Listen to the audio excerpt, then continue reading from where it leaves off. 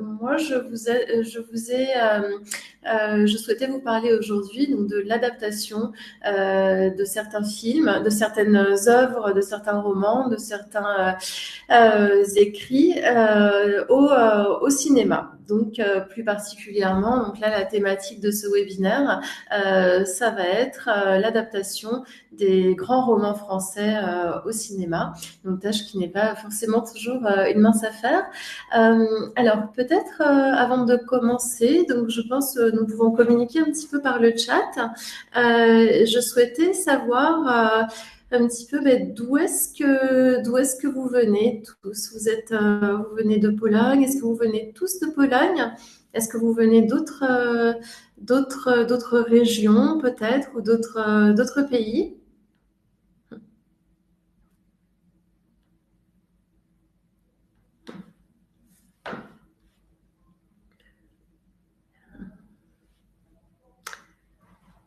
Alors, je vois que vous êtes assez nombreux. Alors, peut-être dans un premier temps. euh,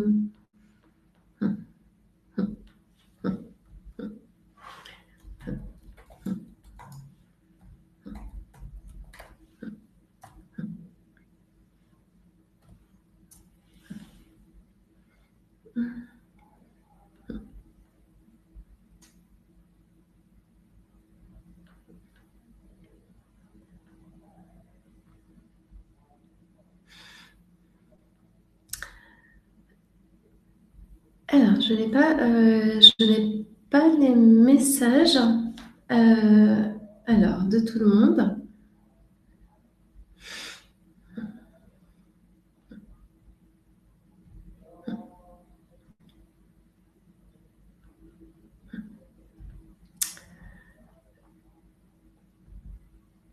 Alors, euh,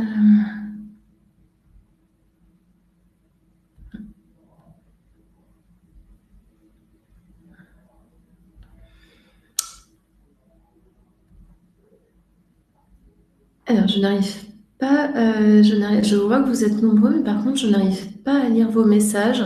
Donc, je vais revenir dans une petite minute.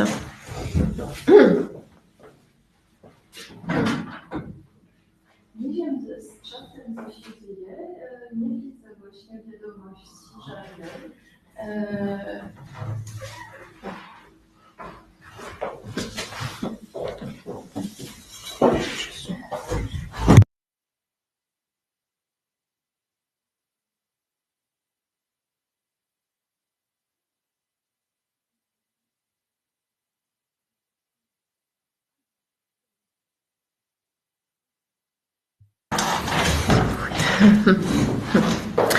Bon, très bien. Du coup, ça y est, problème résolu. Donc, bonjour. Zurich, ok. Białystok. Beaucoup de personnes de Varsovie, Sosnowiec, Poznań. Ok. Donc, des personnes aussi qui viennent de l'étranger ou pas tout, ou pas du tout? Essentiellement, vous êtes tous essentiellement de Pologne. Ah, Sicile. Hmm. Ah oui, Gdańsk. Ok, donc essentiellement polonais, mais aussi européen.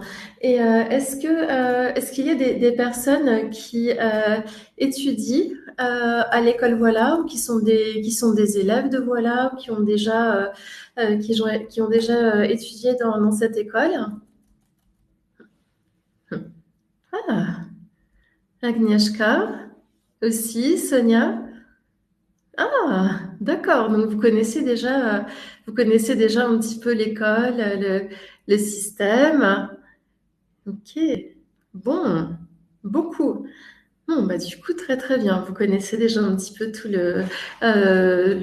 comment dire, le fonctionnement, le système de l'école. Bon, bah écoutez, c'est très bien. Parfait. Alors, je vous propose qu'on commence. Je vais commencer par vous faire une petite présentation du webinaire et donc de quoi est-ce qu'on va parler aujourd'hui. Donc, comme je vous ai dit, l'idée, ça va être d'aborder comment dire, la mise à l'écran des grands romans français. Donc, on va commencer par analyser donc les enjeux de l'adaptation cinématographique, parce que c'est pas toujours évident en fait quand on a un roman de plusieurs pages, une centaine, 150, 200 pages, d'en faire un film qui dure entre 1 heure et demie et 2 heures, parfois 3 heures, mais c'est quand même le grand maximum. Donc il y a vraiment un certain nombre d'enjeux et de questions en fait qui se posent lorsqu'on va adapter une œuvre littéraire au cinéma. Ensuite, on va parler de 5 grands romans, donc très très grands romans du 19e siècle, qui ont tous eu un succès énorme et qui restent également dans toutes les mémoires et dans les consciences et dans la culture française. Euh, donc, on va commencer par parler de l'adaptation du roman Germinal de Émile Zola, qui est une œuvre de 1885 et qui parle essentiellement de la vie des mineurs au XIXe siècle. Donc, on développera un tout petit peu le sujet et la thématique de ce roman.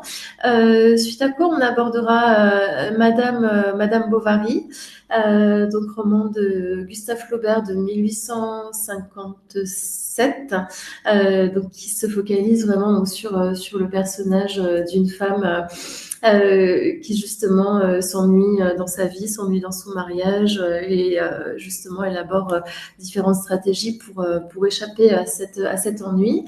Le journal d'une femme de chambre de Octave Mirbeau qui présente donc la vie en fait d'une femme de chambre qui est employée chez un couple bourgeois et qui à travers son regard en fait observe un petit peu les travers de ce couple et les travers de la bourgeoisie. Et on continuera avec les adaptations de 2 films. Alors celles-là sont quand même beaucoup plus récentes, donc à savoir Le Comte de Monte-Cristo, donc qui est un film qui est sorti en 2023 sur les écrans au cinéma français et qui donc raconte les aventures d'Edmond Dantès, un homme fait prisonnier et qui en fait va travailler sur une vengeance qui va essayer de se venger des personnes qui en fait l'ont accusé à tort. Et en dernier, on va parler de l'adaptation du grand roman français Les Misérables de Victor Hugo. Mais cette fois-ci, on va parler de l'adaptation américaine du film qui date de 2012 et voir un petit peu justement que parfois les grands romans français aussi peuvent s'exporter à l'étranger et notamment aux États-Unis. Et ensuite, on parlera aussi rapidement d'autres adaptations de grands romans un petit peu plus célèbres et un petit peu plus connus qui ont été portés à l'écran. Et puis, on se posera la question de savoir est-ce que les grands romans font forcément toujours des grands films. Alors, on va commencer par parler des enjeux de l'adaptation cinématographique. Donc, on avait évoqué le fait, en fait, un des enjeux essentiels, ça va être la fidélité à l'œuvre. Donc, les auteurs vont vraiment se poser la question. Est-ce que vraiment je dois faire quelque chose qui ressemble le plus possible au roman, quelque chose où je vais, un film où lorsque le spectateur va avoir l'impression que lorsqu'il le regarde, il est vraiment en train de lire le livre, de lire les pages du livre. Et c'est-à-dire aussi la fidélité, ça va être garder des personnages. Est-ce que je garde tous les personnages du roman ou est-ce que je sélectionne uniquement les personnages principaux? Quel choix j'opère aussi lorsque je vais élaborer mon scénario, parce que c'est évident qu'on ne peut pas tout mettre sur un film, on l'a dit, de quelques heures. Donc quel choix est-ce que je vais faire? Quelle partie de l'intrigue est-ce que je vais garder? Donc ça, c'est vraiment un des premiers enjeux de l'adaptation. Ça va être les choix narratifs. Et aussi, ce qu'il faut voir, c'est que dans le cinéma, en fait, l'image va remplacer les descriptions. Donc, sur des romans qui sont relativement longs, il y a des descriptions assez importantes et assez chargées, eh bien, ces descriptions, souvent, vont être transformées en images, ce qui va permettre justement de gagner du temps. Euh, voilà, donc en fait, il y a vraiment ça. Et il y a aussi cette idée du réalisateur. Donc, il y a certains qui voudront être très fidèles et il y a d'autres réalisateurs qui voudront justement marquer leurs pattes ou marquer le film de leur empreinte. Euh, Moderniser, parfois simplifier, condenser, ce qui peut aussi parfois décevoir le spectateur. Donc, c'est vrai que c'est un équilibre qui est souvent un petit peu pas évident, un peu difficile à trouver. Après le choix des acteurs, donc c'est vrai que le choix des acteurs c'est également c'est quelque chose d'essentiel parce que en fait le réalisateur doit trouver des personnages centraux qui vont en fait représenter le mieux possible le héros ou l'héroïne. Et il y a aussi cette vision du spectateur. Donc le spectateur en fait doit pouvoir se dire oui, par exemple Madame Bovary, je me la représente exactement comme ça. Donc, soit on va choisir un acteur de par sa personnalité qui va être assez proche du personnage central, ou bien parfois, eh bien, les réalisateurs vont aussi choisir de grands acteurs, des acteurs reconnus qui ont de l'expérience, comme par exemple Pierre Ninet, donc qui joue le rôle du comte de Monte Cristo, donc dans l'œuvre de 2023. Donc, c'est vrai qu'il y a vraiment ces deux éléments-là. Donc trouver des acteurs qui vont vraiment coller au personnage principal et sur lesquels le spectateur pourra projeter en fait sa représentation du héros. Donc ça c'est vraiment quelque chose effectivement quelque chose d'assez important et vraiment central. Et puis en dernier, il y a les enjeux commerciaux. Donc les enjeux commerciaux ne sont pas moindres non plus. Donc on l'a déjà vu, il faut s'adapter au format cinématographique, sachant que également les grands films, enfin tout film est un pari, mais les grands films le sont encore plus parce que il y a un financement qui se fait de la part des sociétés de production, de la part de certaines chaînes de télévision, de la part de plateformes. Donc il y a toujours beaucoup d'argent en fait qui est investi à l'avance pour faire le film. Et un des objectifs également, ça va être de rentrer, de faire en sorte que justement le film soit rentable et que le producteur et la société de production rentrent dans ses frais. Donc quelque part, on a toujours quelque chose comme de l'ordre du pari, c'est-à-dire on va choisir vraiment des films qui, en fait, le fait de choisir des grands romans, on se dit forcément ça va attirer plus de public, mais il y aura également des exigences qui seront assez importantes. Et donc l'idée, c'est qu'effectivement, il y a des budgets qui sont énormes pour les décors, pour les effets spéciaux, etc. Mais après, en fait, à la sortie, eh bien, le réalisateur enfin le producteur doit rentrer dans ses frais, donc toucher un maximum de personnes, le public le plus grand possible, le plus important possible, pour après faire des bénéfices sur le film.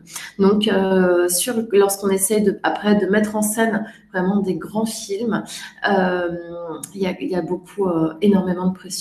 C'est quelque chose où les enjeux sont énormes. Donc, il y a aussi une pression qui est vraiment très importante autour de ça.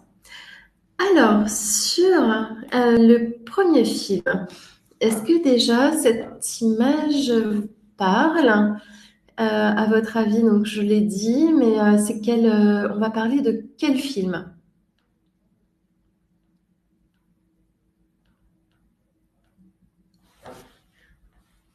Est-ce que... Ouais, exactement. Tout à fait. Et est-ce que Germinal? Ouais. Et est-ce que vous reconnaissez certains acteurs ici?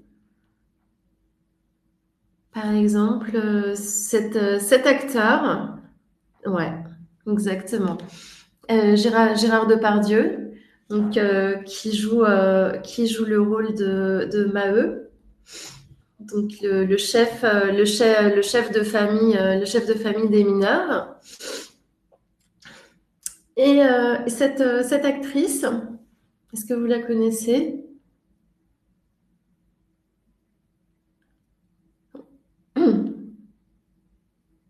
Non, elle est un petit peu moins connue. Mais bon, elle reste quand même une actrice qu'on connaissait pas mal à l'époque. Et donc, à votre avis, c'est quelle scène de Germinal ici pour les personnes qui ont lu le roman?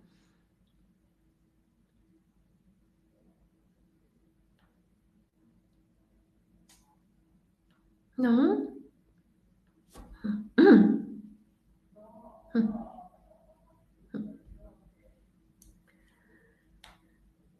Ouais, exactement.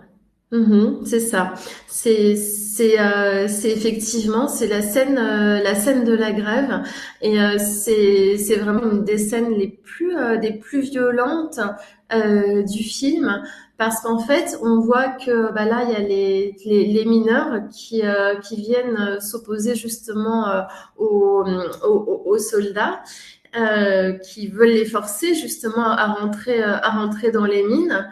Et c'est une des scènes les plus marquantes, en fait, où ben, Maheu, donc joué par Gérard Depardieu, va perdre la vie dans cet affrontement. Euh, Alors, du coup, si on développe un petit peu sur Germinal, alors, hop.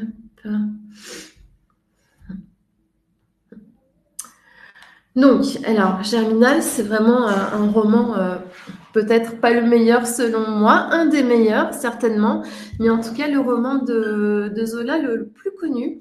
Et justement, bah, il parle d'un homme qui s'appelle Étienne Lantier, qui arrive du sud de la France. Donc c'est lui, en fait, c'est lui le héros. Il arrive du sud de la France, il cherche du travail. Et en fait, il se retrouve dans une mine et il devient mineur et il est logé en fait bah, chez une famille, donc la famille des Maheu. Et en fait, il a des idées un petit peu révolutionnaires. Et lorsqu'il voit les conditions de vie des mineurs, l'exigence du travail, et parfois comment dire, les maladies aussi que peuvent provoquer le charbon, il entre un petit peu en révolte et il se dit c'est pas normal. Et en fait, il va être jouer un petit peu le rôle de meneur et pousser les mineurs en fait, et pousser les mineurs à la grève. Euh, Après, il y a aussi une intrigue amoureuse, donc où il tombe amoureux de Catherine, donc une femme, une jeune femme qui est une des filles des Maheu, donc il y a cette intrigue amoureuse là. Et en parallèle de ça, on a aussi une vision de la bourgeoisie, des personnes qui exploitent les mines, et justement de la manière dont ils réagissent et aux stratégies qu'ils essayent de mettre en place face à cette grève des mineurs. Et donc, à un moment, donc les mineurs s'organisent et forment une caisse pour pouvoir avoir de l'argent et subvenir à leurs besoins pendant la grève. Et il y a un moment, où on se dit, bah, est-ce qu'il faut continuer la grève? Est-ce qu'il faut arrêter la grève? Donc, il y a des personnes qui ont des avis différents. Il y a un groupe de mineurs qui va choisir de continuer, l'autre qui va choisir d'arrêter. Et finalement, la grève est un échec. Et il retourne travailler et en fait le roman se finit par un accident, donc ce qu'on appelle en fait un coup de grisou. C'est un type d'accident qui peut parfois exister dans les mines. le coup de Grisou, et qui fait qu'un certain nombre de mineurs sont bloqués dans la mine. Il y en a énormément qui meurent, et le héros, Étienne Lantier, s'en sert. Euh, voilà. Et en fait, donc c'est vraiment l'intrigue. Donc il y a aussi toujours dans les romans de Zola une dimension complètement sociologique, parce que Zola a énormément enquêté, justement pour écrire son roman. Il est allé voir comment ça se passait dans les mines. Il a vraiment fait un travail journalistique important. Donc chez Zola, il y a toujours cette dimension et cette volonté d'authenticité. Et alors donc du coup Claude Berry, donc le réalisateur, qui est un réalisateur qui a énormément d'expérience, donc il a choisi, donc vous me l'aviez dit tout à l'heure, des acteurs célèbres et reconnus comme Gérard Depardieu qu'on a vu l'autre fois, Miu Miu est très connu également. Et il a fait un choix un tout petit peu étonnant, mais à mon avis très judicieux, très juste et très intéressant. C'est-à-dire qu'en fait, il a choisi Renaud, qui en fait à la base est un chanteur des années 80, mais un chanteur un petit peu révolté, qui a une vision toujours très critique de la société, qui l'a exprimé justement dans certaines chansons. Qui pour certaines ont fait scandale. Donc, par exemple, il a écrit la chanson Miss Maggie, qui est en fait un pamphlet contre Margaret Thatcher, donc qui était premier ministre de Grande-Bretagne à cette époque. Donc c'est quelqu'un qui est comme assez révolté, qui aussi dans ses propos était assez libre, assez direct, et donc il n'avait pas d'expérience d'acteur en fait quand on lui a proposé le rôle d'Étienne Lantier, mais c'était quelqu'un qui vraiment de par ses idées, de par sa façon de parler, d'être, qui collait vraiment beaucoup au personnage. Et selon moi, ce choix est une vraie réussite, parce qu'on a quelqu'un qui n'avait pas une grande expérience d'acteur, mais qui en fait dans la personnalité collait complètement, justement vraiment complètement à celle du héros. Ensuite, c'est vrai que donc les choix esthétiques, alors on va dire que là, par rapport aux problématiques qu'on a évoquées au niveau de l'introduction, euh, le film est vraiment extrêmement fidèle à l'œuvre de Zola. C'est-à-dire, c'est un film, quand on le regarde, c'est tellement fidèle que même parfois on a l'impression d'être dans le livre, d'être dans Zola. Il y a toujours les côtés une esthétique extrêmement sombre. Par exemple, lorsqu'on est dans les mines, des choses qui sont assez fascinantes. Par exemple, lorsqu'on est dans les corons, donc les corons, ce sont les habitations des mineurs. En fait, tout est sombre, tout est éclairé à la bougie. Et en fait, la lumière tombe essentiellement sur les visages et sur les habits, mais par contre, tout le reste est complètement sombre. Et, pareil, les scènes dans les mines, pareil, sont aussi extrêmement sombres. Donc il y a cette idée toujours qui est un petit peu un leitmotiv aussi en termes d'adaptation. C'est-à-dire que lorsqu'on va avoir justement une présentation des classes populaires, souvent dans le cinéma, ça va être associé à une esthétique un petit peu de noirceur et de couleurs sombres. Et justement, ce qui est assez extraordinaire dans cette adaptation, c'est que au contraire, lorsque Claude Berry va montrer les classes bourgeoises, et ben du coup là c'est tout le contraire. C'est-à-dire qu'on a des habits chatoyants, on va avoir des tables avec des fleurs, de la nourriture, d'un petit peu toutes les couleurs, etc. Et vraiment, on a le contraste total. Ah oui, je connaissais pas ça. Pierre Bachelet, Les Corons. Mhm. Ça m'étonne absolument pas. Ouais, ouais. Et donc, en fait, ce qui est absolument génial, c'est chez Claude Berry, c'est justement qu'il y a cette opposition extrêmement radicale entre un univers très clos, très sombre des corons et la présentation d'une bourgeoisie fastueuse, très éloignée finalement des problématiques des mineurs, avec une espèce de débandade de couleurs, avec comme je vous l'ai dit, avec beaucoup de fleurs, etc. Donc ça crée un contraste et une opposition vraiment très très très violente. Et cette opposition aussi est d'autant plus violente que les propos extrêmement violents sont associés. C'est-à-dire, par exemple, vous les verrez dire, mais pourquoi ils ne comprennent, mais pourtant les mineurs devraient être contents puisqu'on les loge, puisqu'on leur donne le chauffage, de quoi se plaignent-ils donc il y a vraiment en fait aussi une méconnaissance, qui est une méconnaissance de la vie des mineurs de la part de la bourgeoisie. Et justement, la force de Claude Berry, ça a été, je pense, à travers justement ces jeux d'opposition, de restituer cette force et cette révolte en fait qu'on trouve dans les romans de Zola. Donc pour moi, le film est vraiment extrêmement réussi. C'est absolument un tour de force. Alors, deuxième. Est-ce que ça parle à quelqu'un, ce film?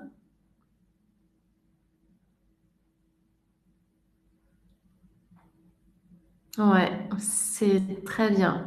C'est Madame Bovary. Euh, qui est l'actrice?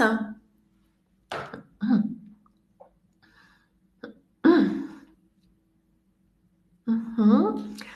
Isabelle Huppert. Ouais. Euh, vous, euh, vous connaissez un petit peu justement l'histoire de Madame Bovary? Est-ce que c'est un roman qui est connu aussi en Pologne? Ouais. Est-ce que c'est un roman que vous avez étudié, par exemple? Ouais.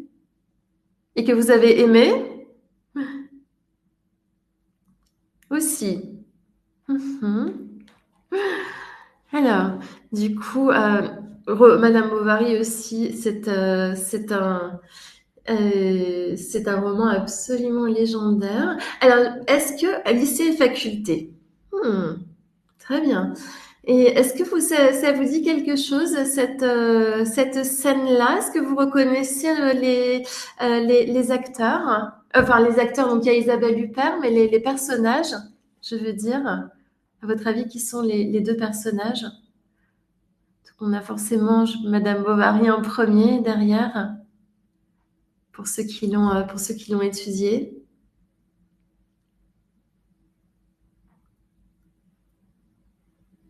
Non.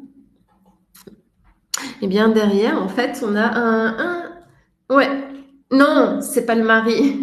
C'est pas le mari. C'est un des amants. Un des amants un des amants de Madame Bovary. Et alors, c'est un roman aussi vraiment exceptionnel, selon moi. Et en fait, qui vraiment a fait scandale complètement lorsqu'il est sorti. En fait, à tel point que Flaubert, en fait, a eu un procès pour avoir écrit ce roman, et le roman a été interdit en fait à sa sortie. Euh, et justement, pour résumer un petit peu, alors il disait aussi, en fait, il a mis tellement de choses de vécu dans ce roman qu'en fait, il avait la citation, il disait souvent, Madame Bovary, c'est moi. Et ce roman, il a passé des années à l'écrire, il a passé des années à travailler, retravailler ses phrases, travailler la sonorité aussi des phrases. Et d'ailleurs, il avait un endroit dans son jardin, en fait, qui s'appelait le gueuloir. Et le gueuloir, c'était un espace où il récitait, il lisait, il disait ses phrases pour mieux en sentir et en percevoir la sonorité. Donc Flaubert, en fait, a mis énormément de lui-même dans ce roman. La thématique centrale, en fait, c'est une femme qui fait un mariage un petit peu par défaut, on va dire. Donc, elle épouse un médecin qui a soigné son père d'une jambe cassée. Donc, le père se disait que le médecin serait vraiment très bien pour sa fille. Et donc, elle épouse ce médecin, mais rapidement, elle se rend compte que ce n'est pas ce qu'elle attendait, que la relation ne correspond pas à ses attentes, qu'il n'est pas assez élevé socialement. Et ça, elle se rend compte très vite, et elle s'en rend compte surtout pendant la scène du bal. Donc en fait, où elle est un petit peu exceptionnellement invitée à un bal avec son mari. Et là, elle découvre un monde absolument différent, donc avec des gens qui ont une éducation, qui parlent bien, qui s'habillent bien. Et ça commence à la faire rêver. Et elle rêve aussi à travers la lecture de romans. Donc elle s'évade, elle s'échappe. Et finalement, petit à petit, eh bien, elle se désengage de son mariage. Elle se désinvestit de son mariage et puis elle en vient à prendre deux amants. Rodolphe et enfin Léon dans un premier temps et Rodolphe ensuite. Euh, elle est aussi de plus en plus déçue de son mari. Et c'est une personne en fait bon, après il y a une histoire d'opération. Elle le force à faire une opération pour une opération risquée dans l'espoir qu'il deviendra célèbre. L'opération est un échec. Euh, et donc il y a sur la durée du roman cette idée finalement à la fois d'ennui dans le mariage la recherche de quelque chose de mieux, le recherche d'un certain idéal, des idéaux de romantisme, etc. Et finalement, au bout du compte, elle se rend compte qu'elle n'arrive pas à atteindre cet idéal, même à travers les liaisons avec Léon et Rodolphe. Elle se rend compte que finalement sa vie ne change pas. Elle a contracté beaucoup de dettes, ce qui la discrédite au niveau par rapport à la société. Et en fait, elle ne veut pas, comment dire, que son mari apprenne tout ça. Et donc, elle finit par se suicider à l'arsenic. Et voilà. Et en fait, le bovarisme, c'est devenu une idée un petit peu récurrente pour parler justement d'une femme ou de personnes, mais plus essentiellement des femmes qui vont s'ennuyer et qui vont chercher toujours quelque chose d'autre et quelque chose qu'ils n'ont pas, quelque chose qu'ils ne peuvent pas acquérir. Et alors, pareil, le choix de... Donc là, on est en 1991. On est face à un réalisateur qui a quand même déjà pas mal d'expérience, qui est reconnu, qui a fait énormément de grands films. Et donc, il choisit Isabelle Huppert dans le rôle principal. C'est un choix très pertinent parce que déjà physiquement, on peut se représenter Madame Bovary sous les traits d'Isabelle Huppert comme une femme assez mince, assez frêle, un petit peu souffreteuse également parfois, mais en même temps une très grande actrice. Et la particularité, je pense, et le point de vue de la distribution, c'est qu'on est tombé c'est qu'en fait, il a choisi d'en faire un personnage très expressif. Et c'est quelque chose qui est intéressant et qu'on voit dans la bande-annonce, c'est-à-dire sur une bande-annonce qui dure à peu près deux ou trois minutes. On a une série d'adjectifs qui viennent caractériser Madame Bovary et Isabelle Huppert. Enfin, Madame Bovary à travers le personnage d'Isabelle Huppert. Alors, c'était naïve, sensuelle, inquiétée, etc. Donc, vraiment une série d'adjectifs qualificatifs. On remarque aussi que Isabelle Huppert tient vraiment est quasiment présente dans toutes les scènes. Donc ce choix-là, le choix de d'avoir une bonne actrice à laquelle on peut s'identifier était essentiel. Et en plus, non seulement elle est représentée à toutes les scènes, mais également Chabrol fait des gros plans sur son visage.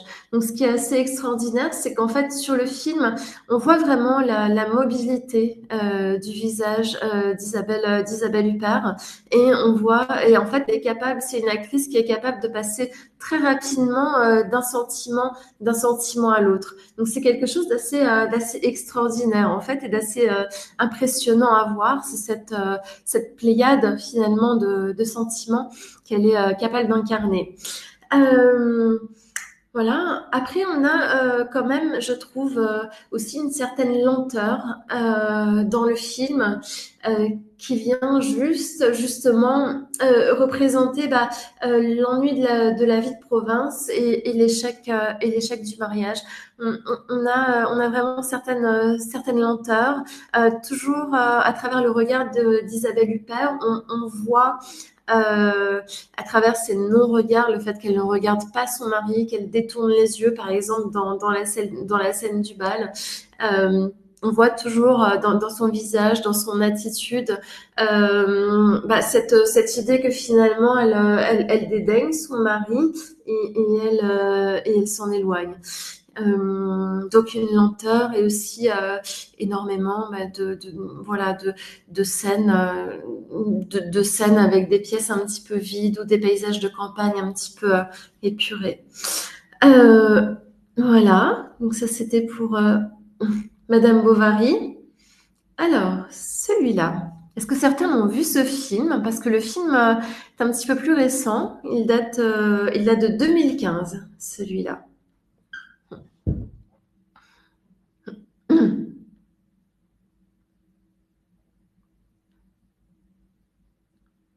Non.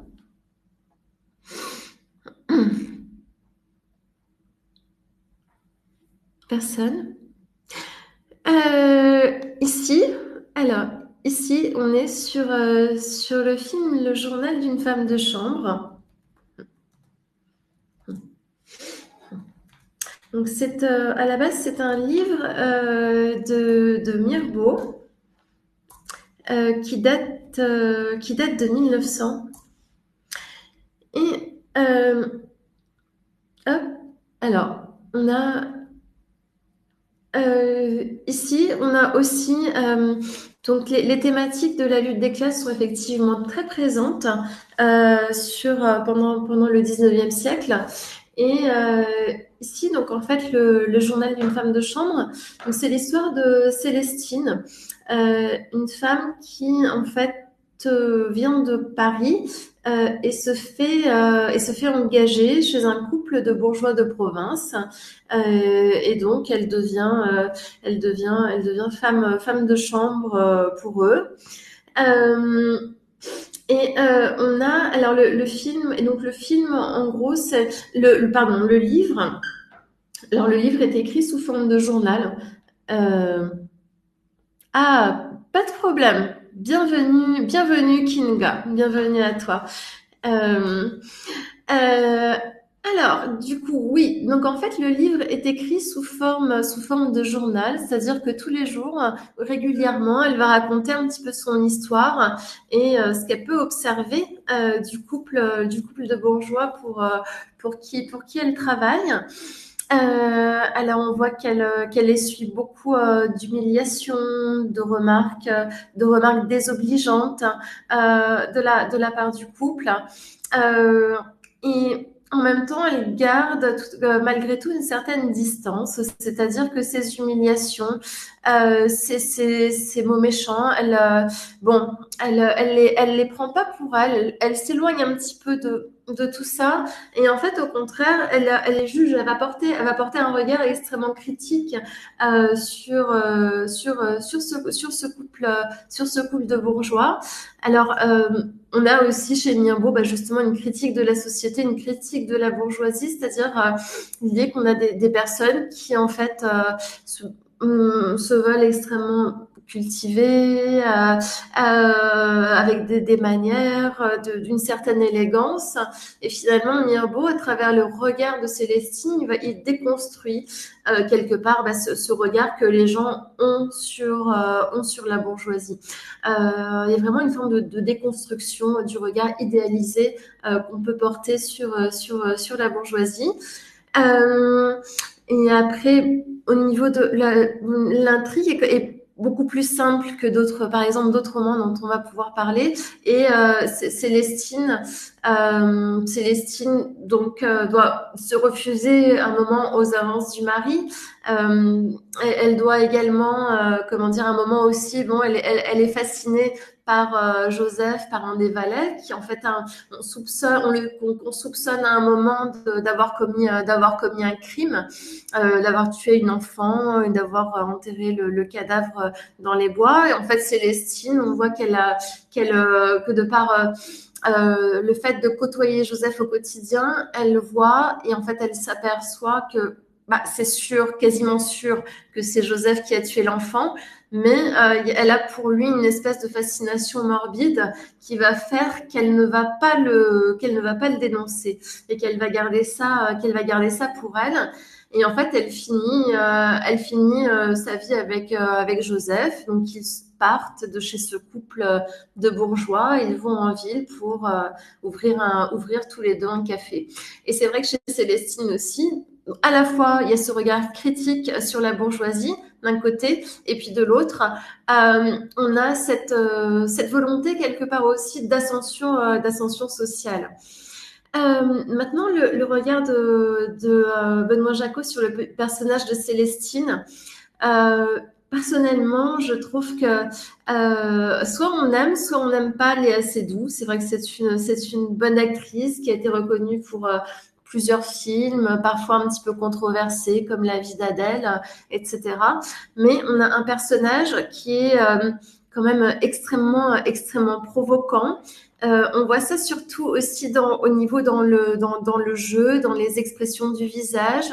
On voit qu'il y a une haine qui est assez contenue dans ces expressions et quelque chose à la fois elle est beaucoup sur la retenue. Et en même temps, on sent qu'à l'intérieur, en fait, ça bouillonne, que vraiment, il y a une révolte qui est là et qui est sur le point d'émerger. Et on voit aussi, il y a toujours cette idée d'opposition des classes, de lutte des classes. La femme souvent va l'humilier en lui disant mais votre tenue est trop apprêtée, mettez quelque chose qui vous correspond. Je n'aime pas qu'on mette de parfum. Et en fait, parfois elle répond en parlant entre ses dents. Mais là, il y a quand même une réelle, de la part du réalisateur, une réelle réinterprétation du personnage de Célestine. Une Célestine, voilà, plus complexe, plus provocante et plus piquante. On va continuer. Alors, Le Comte de Monte Cristo. Est-ce que certains ont vu ce film ?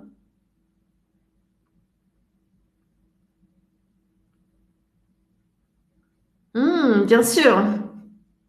Est-ce que vous avez aimé ce film ?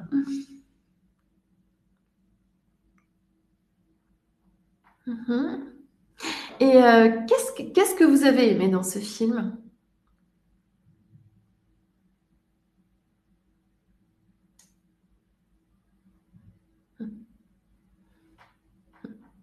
Mhm. L'histoire, ouais, les aventures.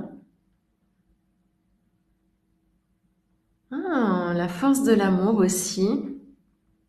Mhm. Mhm. Donc, énormément de choses. Euh, Effectivement. Moi aussi, je l'ai vu. Je l'ai vu donc je pense que c'était il y a 2 ans ou 2 ans et demi. Il est sorti il y a pas très longtemps. Et je trouve justement qu'il est que c'est une adaptation à la fois extrêmement juste extrêmement moderne du roman d'Alexandre Dumas. Parce qu'en fait, le roman d'Alexandre Dumas, en fait, il faut savoir que à la base, il est sorti sous forme de feuilleton. Donc le feuilleton, c'est-à-dire qu'en fait, il est paru sur des années, sur combien, je pense, 2 ans dans un journal. Et donc le roman est extrêmement long. Et le film dure 3 heures. On a l'impression que 3 heures, c'est beaucoup, mais en fait, il a vraiment, en fait, le réalisateur a condensé énormément de choses et de paramètres. Euh, donc en fait, l'histoire, c'est un homme donc, qui est un marin, qui était promis un bel avenir et qui en fait se voit victime d'un complot. Donc en fait, il est accusé d'avoir été un conspirateur bonapartiste. Et donc en fait, il est accusé à tort. Et donc cet homme est enfermé en prison, donc dans la prison d'If, pendant 19 ans, donc ce qui est absolument énorme. Et à ce moment-là, il rencontre un abbé donc, qui s'appelle l'abbé Faria et qui en fait lui révèle la présence d'un trésor sur l'île de Monte Cristo. Donc en fait, il parvient à s'évader de la prison. Il arrive sur l'île de Monte Cristo. Il découvre le trésor et il change complètement de vie. Donc il change de vie, il change d'identité, il prend une nouvelle identité. Et, euh, et donc, en fait, à ce moment-là, il décide de se venger. En fait, il décide de se venger des personnes qui l'ont accusé à tort, et il prend sous son aile également deux personnages euh, qui sont voilà donc qui ont tous les deux une relation amoureuse. Voilà. Et en fait, après, donc, sur toute la fin du film, il y a une réflexion sur le thème de la vengeance, sur est-ce que vraiment c'est quelque chose de pertinent, est-ce que la vengeance finalement en vaut la peine. Euh, donc, moi, ce que je trouve assez extraordinaire, donc déjà, c'est vraiment l'effort de condensation de toutes ces pages, de toutes ces pages romanesques. Après, également, il y a dans le livre, il y a plusieurs sous-intrigues. Donc là, les deux réalisateurs, Mathieu Delpart et Alexandre Paltière, ont choisi de filer le fil de l'intrigue de la vengeance. Et donc, justement, d'omettre un petit peu les sous-intrigues. Ils ont choisi également Pierre Ninet. Donc, comme je vous l'ai dit, je ne sais plus si je vous l'ai dit sur l'introduction, mais c'est un acteur de la Comédie Française. Donc la Comédie Française, c'est le théâtre le plus célèbre, le plus reconnu. Et quand on dit qu'on sort de la Comédie Française, forcément c'est qu'on a un niveau de jeu très très élevé. Isabelle Adjani, par exemple, sortait aussi de la Comédie Française. Donc un acteur qui peut jouer absolument tout. Donc sur les choix narratifs. Et on a aussi quelque chose, un film qui justement est extrêmement moderne parce que énormément d'effets spéciaux, énormément de couleurs, des plans qui s'enchaînent de manière rapide, qui viennent traduire justement cette idée, voilà, qu'on est dans un roman d'aventure, qu'il y a des choses qui se passent, qu'il y a des choses palpitantes qui se passent, la musique aussi, l'enchaînement des scènes. Donc, il y a un effort de modernité qui est fait avec ce film, un effort justement de condensation de l'intrigue, mais aussi c'est quelque chose, je trouve, qui n'est peut-être pas aussi fidèle que Germinal ou que Madame Bovary à l'écran, parce que là, il y a vraiment des partis pris. Qui sont réalisés de la part des réalisateurs, donc plus de liberté dans la gestion de l'histoire et dans la gestion des intrigues et dans l'image qu'on peut aussi avoir des personnages. Et on va conclure, on va terminer avec un dernier film. Donc l'idée du séminaire, c'était partir des films en fait qui sont le plus proches des romans originaux et de terminer par ceux qui s'en éloignent le plus. Alors, celui-là, est-ce que ça vous parle? Et est-ce que quelqu'un a vu ce film?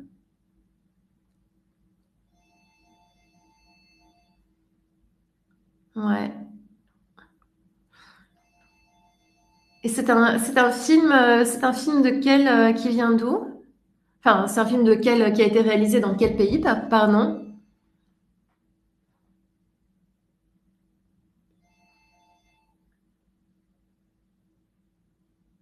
Mhm. Ah, là, tu as aimé. Tu peux me dire un petit peu ce que tu as aimé dans ce film, Ala? Ah non, c'est Carolina. Non, non, c'est pas en Espagne. C'est, si vous reconnaissez peut-être l'actrice, ouais, qui est cette actrice. Elle a joué dans des films assez connus, ouais, USA. Le diable s'habille, c'est ça. Le diable s'habille en Prada. Essentiellement, c'est le film qui l'a fait connaître à NASA, ouais, ouais, exactement. Mm, tout à fait. Et donc là, hop, sur ce film-là, en fait, on tombe sur un film, ouais, où vraiment, alors soit je pense, je crois que c'était Kasia, tu me disais une adaptation extraordinaire. Pour ça, je pense que vraiment, il n'y a pas de juste milieu. Soit on aime, soit on n'aime pas ce film. Mais je pense qu'il n'y a pas, il y a pas d'entre-deux possible. Donc, pareil, c'est un petit peu, ouais, c'est ça, Hathaway avec TH. C'est un petit peu la même problématique, enfin, une problématique, ouais, la fragilité des personnages, ce que tu aimais. Beaucoup. Ah, complètement. Je suis complètement d'accord avec toi.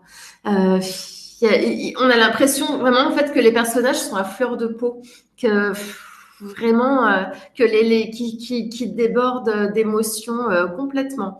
Je suis complètement d'accord. Et alors juste, effectivement, on a une problématique qui est un petit peu similaire à celle du comte de Monte Cristo et en même temps qui est hyper ambitieuse parce que on est en face peut-être du plus grand roman de la littérature française ou un des plus grands romans de la littérature française. Donc, si on résume très rapidement l'histoire, on a une intrigue autour de Jean Valjean, donc un forçat qui a été emprisonné parce qu'il a volé du pain. Il est sorti, il sort, il rencontre l'abbé Mirel, il lui vole son argenterie, il se fait prendre par les gendarmes. Ensuite, les gendarmes le prennent, le ramènent chez l'abbé Mirel, et l'abbé Mirel en fait dit mais en fait non, en fait c'est moi qui lui ai donné l'argenterie et je suis vraiment désolée, j'ai oublié aussi de donner les chandeliers. Donc en fait quand Jean Valjean voit ça, sa vie est complètement transformée, il change de point de vue et en fait il change de manière de vivre, il change de perspective et en fait il devient maire et industriel. Et en fait, il recueille Fantine, qui est une ouvrière, donc qui a eu un enfant en dehors du mariage, Cosette. Et du coup, à un moment, Fantine tombe dans la misère. Enfin, elle meurt de maladie et d'épuisement aussi quelque part. Et Jean Valjean prend Cosette sous son aile. Et puis après, on a l'intrigue amoureuse de Cosette. Euh, voilà, donc on a cette histoire d'amour. Après, il y a aussi le. C'est vrai, je pleure en lisant la fin de l'histoire. Ouais, vraiment. Ouais. Ouais, c'est tellement, je trouve, on va en parler. C'est tellement, ouais, c'est extrêmement émouvant. Euh, ouais, vraiment. Donc voilà. Et donc à la fin de l'histoire, bah oui, il y a la mort, il y a la mort de Jean Valjean, il y a le fond, un fond d'insurrection. En fait, c'est sur fond de l'insurrection de 1832. Et donc les Américains, alors justement, c'est très intéressant ce que tu dis là, parce que les Américains ont choisi d'en faire une comédie musicale. avec des acteurs qui sont des acteurs, mais qui sont pas non plus spécialement des chanteurs, mais qui en fait ont vraiment chanté pardon, pendant le film. Ah, donc, je trouve que ça fait une adaptation qui est vraiment extrêmement sensible et extrêmement à fleur de peau. Et je trouve que Anna Hathaway pousse également le jeu de Fantine à l'extrême, c'est-à-dire qu'on voit les mouvements de son visage, on voit vraiment la douleur sur son visage. Et il y a des moments extrêmement marquants aussi. Donc, à un moment, elle est mise à la porte de l'usine dans laquelle elle travaille et elle se retrouve sans argent et une femme lui dit mais tu as de beaux cheveux si donne-moi je te coupe les cheveux et je te donne telle somme et en fait elle dit bon bah ça me permettra de payer mes dettes et donc elle accepte de se faire couper les cheveux et de se faire arracher les dents et la scène est vraiment marquante, extrêmement marquante. Et je trouve, alors je ne veux pas être forcément très puriste, mais je trouve que l'adaptation est originale, que le fait d'en avoir fait une comédie musicale, pourquoi pas. C'est peut-être il y a pas cette ambition d'aller loin dans les idées, etc. Mais en tout cas, il y a cette ambition de transmettre des émotions, de faire passer des émotions. Par contre, on est sur quelque chose quand même qui reste extrêmement éloigné du roman. Il y a des détails, par contre, qui en font partie. Moi, il y a quelque chose qui m'a interpellée pour ceux qui ont vu ce film. En fait, il y a toujours un grand éléphant dans la rue.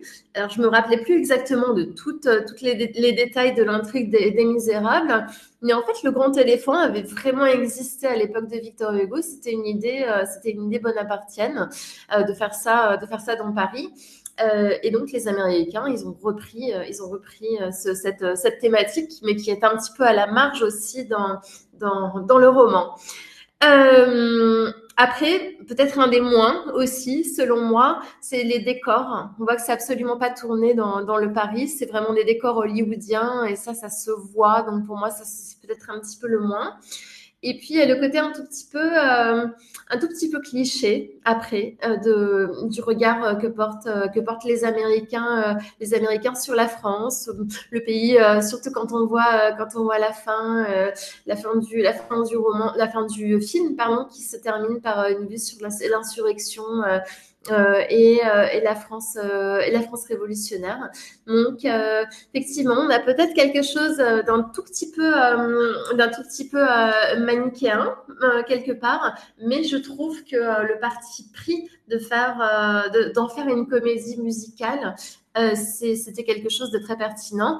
Et ajouter à ça le fait que Victor Hugo lui-même, en fait, quand il a écrit son roman Les Misérables, c'était pas destiné que à la France. En fait, le roman avait vraiment une vocation universelle, en fait, on va dire, parce qu'il avait vocation à justement faire changer les choses pour l'ensemble des pays où la misère est connue et où la misère est possible. Et c'est vraiment ce qu'il dit, en fait, sur les premières phrases de son Incipit. Euh, il dit tant qu'il y aura sur terre ignorance et misère, des livres de la nature de celui-ci ne seront pas inutiles. Donc il précise bien en fait tant qu'il y aura sur terre. Et en fait quelque part je trouve que ça légitime un petit peu le fait que les Américains finalement se soient appropriés ce livre. En tout cas c'est quelque chose qui malgré tout reste une adaptation assez intéressante. Alors, les grands livres, les grands romans font-ils toujours de grands films? Alors, avant de donner mon opinion et pour conclure, j'aimerais bien avoir la vôtre. Est-ce que les grands romans font toujours de grands films?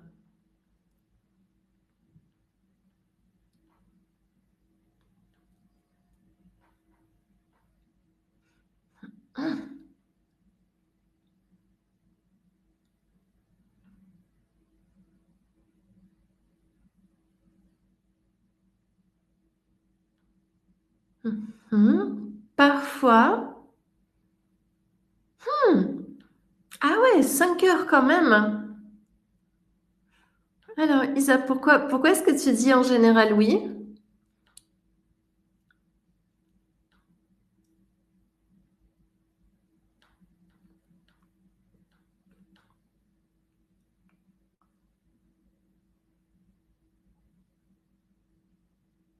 Ouais. Alors, je pense que je suis assez, je suis assez d'accord avec toi. Euh, En fait, je pense que pour que vraiment un grand roman fasse un grand film, il y a vraiment plusieurs ingrédients qui sont essentiels. On l'a vu, il y a les enjeux commerciaux. Je pense que c'est quelque chose, enfin, sur lequel duquel on ne peut pas faire abstraction. Si vraiment on veut faire un grand film, eh ben, il faut mettre le prix, il faut que les producteurs y mettent le prix, en espérant après faire des retours sur investissement. Par exemple, vous êtes beaucoup à m'avoir parlé du conte de Monte Cristo. Et ben là, il y a un budget qui a été énorme pour les décors, pour les effets spéciaux, pour les acteurs, les jours de tournage. Donc il faut certainement y mettre le prix. Il faut bien choisir les acteurs, ça c'est essentiel. Que le spectateur puisse aussi se projeter, s'identifier au personnage central. Et puis il faut avoir aussi, je pense, une vision, une sensibilité à l'œuvre, ce qu'ont les grands réalisateurs comme Claude Berry, Chabrol, etc.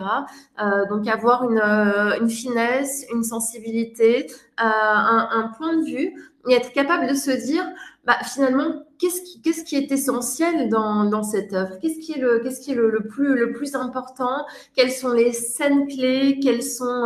Comment est-ce que je vais restituer les décors? Euh, voilà, chez Zola, par exemple, il y a énormément de descriptions impressionnistes avec des orgies enfin, des couleurs, par exemple, beaucoup de couleurs, ou au contraire des dégradés de sombre. Donc, le réalisateur se pose la question, bah, comment finalement est-ce que je vais rendre tout ça à l'écran?